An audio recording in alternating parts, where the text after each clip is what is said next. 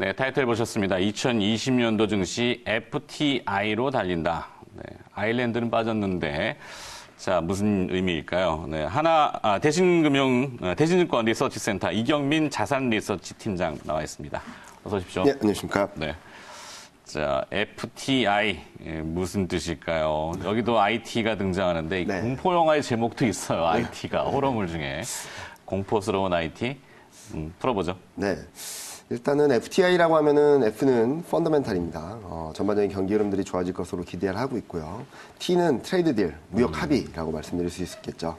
그리고 I는 IT, 지금 강세를 보이고 있지만 앞으로도 또 더 강세를 보이면서 시장 흐름을 이끌어가지 않을까라는 생각을 하고 있습니다. 네. 결론적으로는 이 키워드라고 말씀드릴 수 있는 FTI가 2020년에는 시장을 주도하고 이를 중심으로 상승세가 이어질 것이다라는 전망 하에 말씀드리고 있습니다. 네.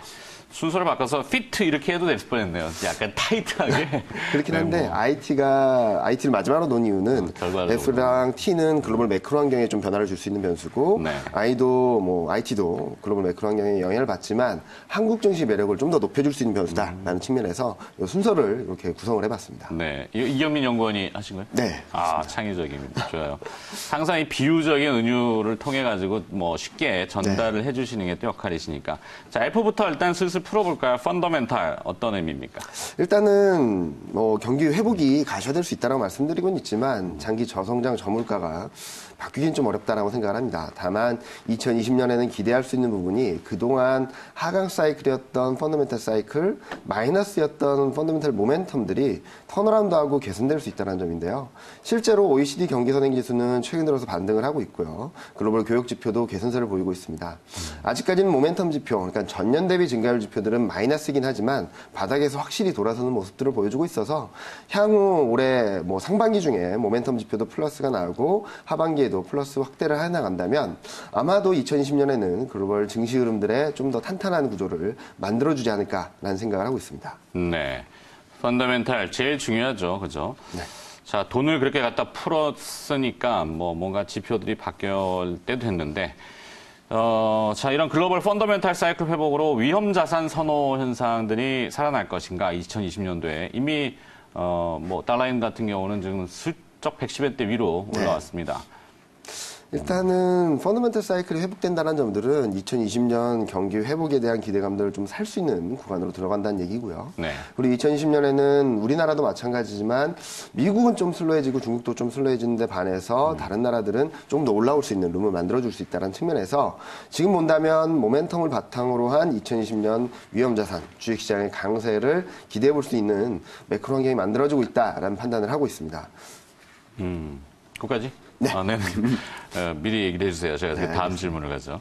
자, 우리나라 한국, 이 지정학적인 위치도 그렇고, 과거사 역사를 봐도 그렇고, 과거 역사를 봐도 그렇고, 항상 치이는 위치에 있는데, 주식시장, 금융시장도 21세기 들어서는 아주 현저하게 글로벌 왕따라고 했습니다. 왕따라는 표현은 좀 그렇고, 하여튼 자꾸 이렇게 치다 보니까 이리 가지도 못하고 저리 가지도 못하고 계속 그랬거든요.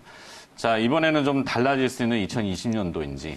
일단은 한국이 2018년, 19년을 보면은 굉장히 부진한 모습들을 보였고 글로벌 증시 대비도 굉장히 언더퍼폼을 했는데요. 네.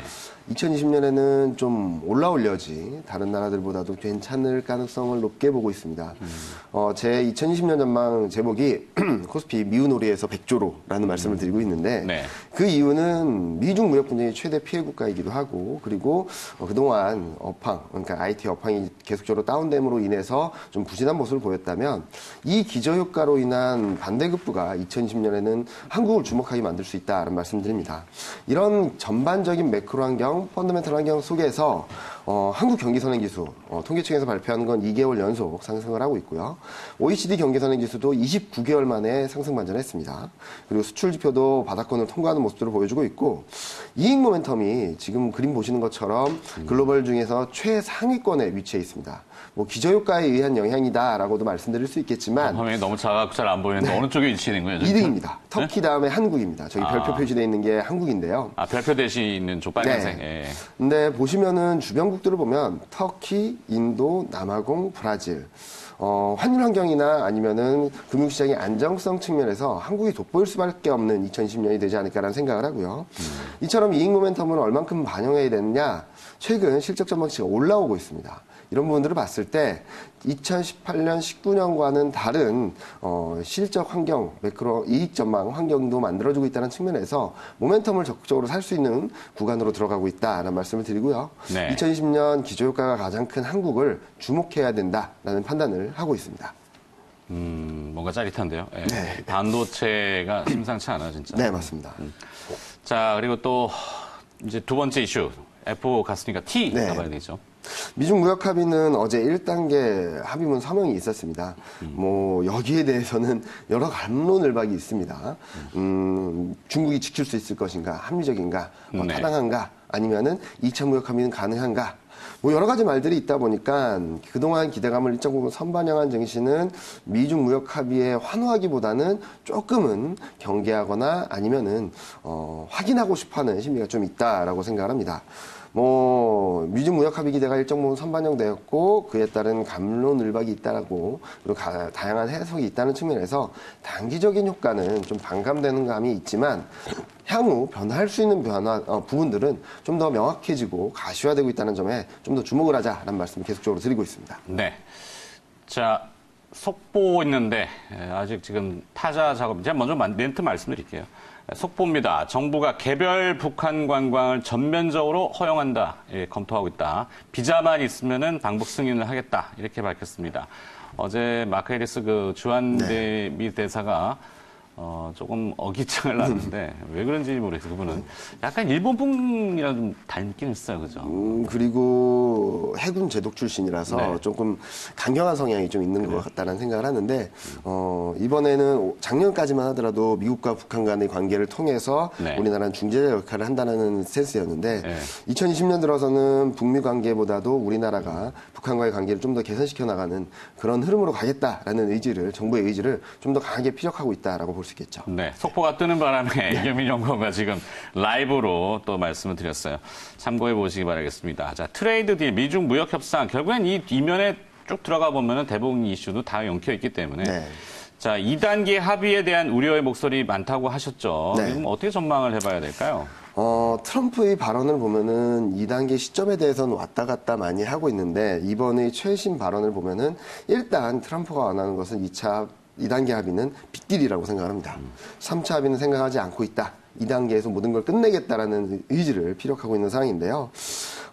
미중 무역 분쟁 완화에 이어서 관세율 인하 그리고 관세 철회는 트럼프의 대선 전략 카드가 될 수 있다고 생각합니다. 무슨 말이냐? 많은 분들이 미국인들이 중국에 대해서 반감을 갖고 있다라고 많이 생각을 하십니다. 맞습니다. 60, 70% 정도의 중국에 대한 반감을 유지하고 있는 상황인데요. 이거는 상수입니다. 다시 말씀드리면 변하지 않는 미국인들이 기본적인 정서라고 볼 수 있겠는데요. 중요한 것은 미국인들이 관세에 대해서 미국과 중국 간의 무역 전쟁에 대해서 어떤 인식을 갖고 있냐라는 부분인데 트럼프 임기 초반만 하더라도 트럼프의 관세 정책이 미국 경제나 미국인들의 삶에 부정적일 거야라고 생각했던 미국인들의 서베이 결과는 한 20% 정도, 30% 정도였는데 최근 들어서는 50%까지 올라오고 있습니다. 무슨 말이냐? 관세, 미중 무역 분쟁이 장기화되면서 미국 경제와 미국인들의 삶에도 부정적인 영향을 주고 있다는 생각을 하고 있기 때문에 아마 관세율이나 관세 철회는 트럼프의 대선 전략 카드가 될 수 있고 이로 인해서 대선 전에 뭐 시점은 정확하지 않겠지만 대선 전에 트럼프의 립 서비스 어떻게 보면 무역 합의가 잘 되고 있다는 립 서비스는 계속적으로 이어지고 증시에는 좀 더 긍정적인 영향을 줄 수 있다라고 보고 있습니다. 네. 자, 중간에 돌발 질문하는 바람에 시간이 저기 돼서 IT로 넘어가야 될 것 같습니다. 네. IT 어떨까요? 일단 IT는 많은 분들한테 제가 계속 말씀드리는 것 중에 하나는 2017년을 생각하자라는 말씀드립니다. 2017년도? 네, 2017년 초를 생각을 해보시면 네. 그때도 지금이랑 좀 비슷했거든요. 무슨 말이냐면 지금 IT가 사상 최고치 행진을 이어가는 가운데 비싸다. 그러니까 밸류에이션 측면에서 비싸다. 이익은 많이 안 올라왔는데 주가는 너무 많이 오른 거 아닌가라는 생각들을 많이 하십니다. 그런데 2017년 초로 돌아가서 생각을 해보면 그때도 그랬습니다. 이 밸류에이션은 비쌌고 이익 레벨은 전 고점 수준에 머물러 있었습니다. 무슨 말이냐면 지금 현재랑 비슷했는데 시간을 두고 업황 개선에 대한 기대감들이 커지고 그 IT에 대한 반도체에 대한 수요가 개선되면서 지금 현재 시점과 비슷하게 2017년 내내 이익 전망이 상향 조정되고 그로 인해서 오히려 밸류에이션은 싸다라는 생각을 하게 되었죠.